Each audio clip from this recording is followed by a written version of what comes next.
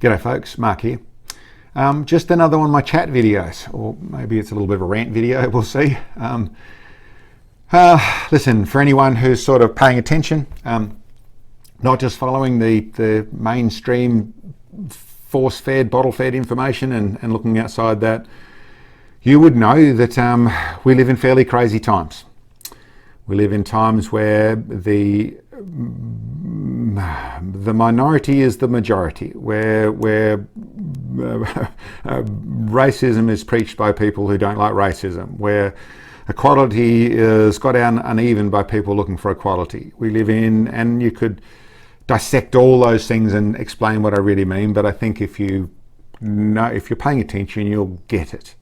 We've lived in over 100 years of war, which is carrying on, and well, I suppose all of this comes down to a similar thing. Every time you follow it through, they say if you really want to find out what's going on in the modern world, was follow the money.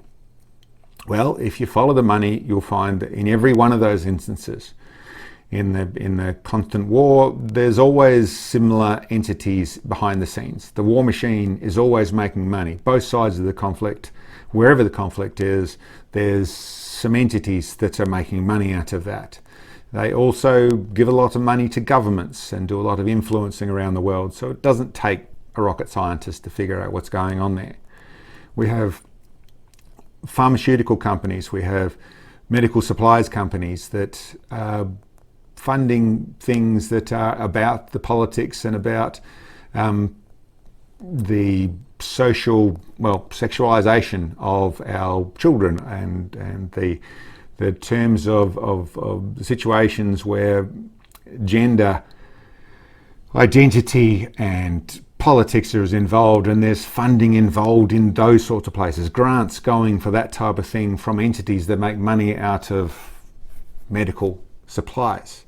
We have pharmaceutical companies that are involved in drugs that have proven to be not effective at doing the jobs that they're sold for, but that's what they're sold for under support from governments.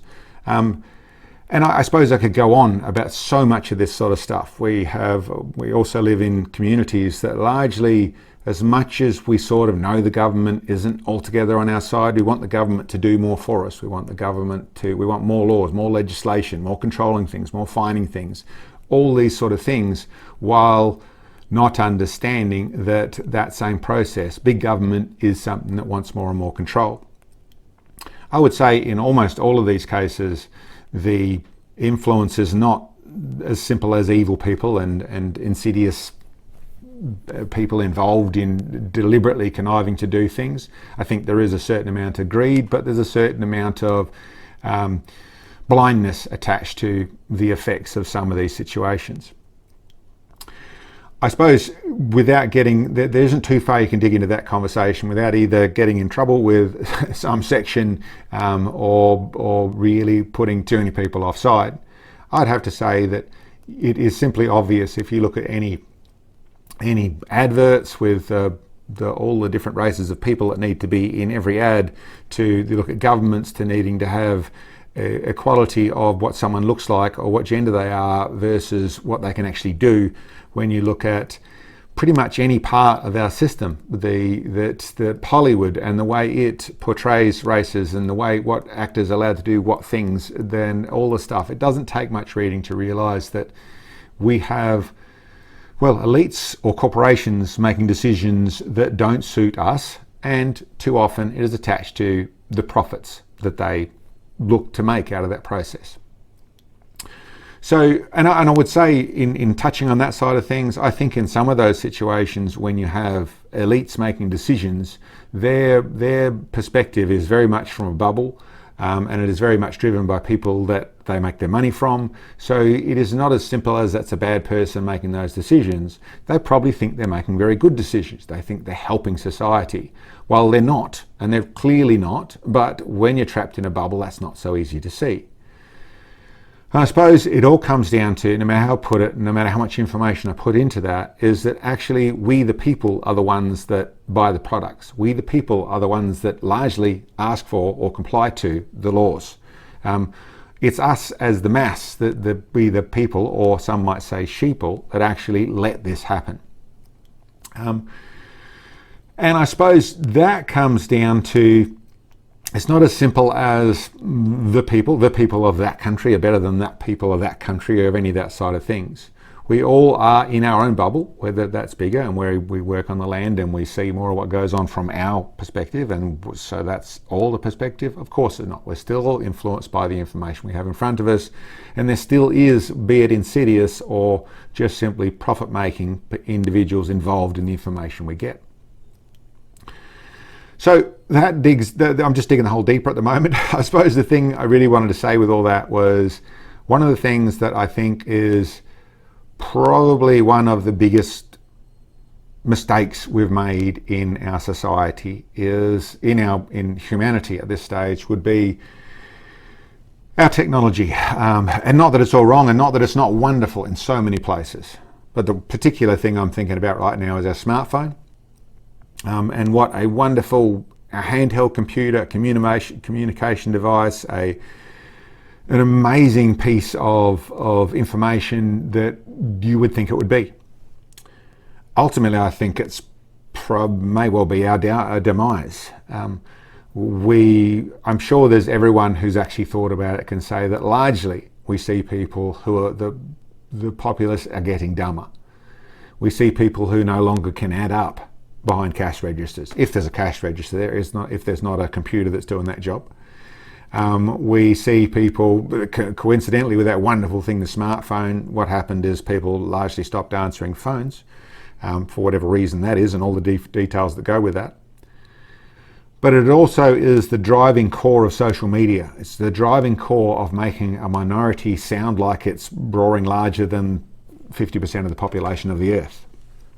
It's also a convenient digital tracking device that everyone carries around with them, regardless of how dumb they are. Now we've got to a place where, yes, the digital side of things created that. And I suppose I can go on about all the bits and pieces to go with the phone and what they are. And don't get me wrong, I use them. I think they're a wonderful bit of technology there. I just don't know if humanity's ready for them. I certainly can say that I think that the younger generation, and certainly below a certain age, why would you let people have something? Why would you encourage young humans to have something that could influence them in ways that you have no control over? In saying that, I see 80-year-olds and 70-year-olds that are influenced by their phone and the information on their phone. So, yeah, like I said, moves into the whole of humanity.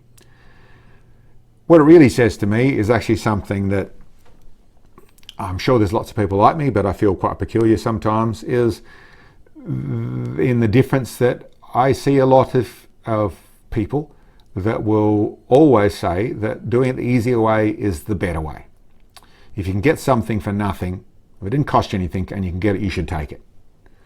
And to be honest, I don't agree with that. I see big issues attached to that. I've always seen in humanity, if they get something for free, they don't respect it, or they treat it properly or respect it properly. That's what I've seen of individuals my whole life. But I think it's a lot more than that. I think sometimes the fighting for something is what makes it worth something. A hard day's work and being able to sleep well at night and being comfortable with what you did, and a hard day's work, as long as you didn't rip too much off yourself, as long as you didn't damage yourself too heavily, then, and even sometimes even the scar sometimes is the thing that makes your life worth living. But I certainly believe in that. I'm a bit broken because of it, and I suppose if living longer is the main goal we've got here, then okay, maybe my argument's wrong.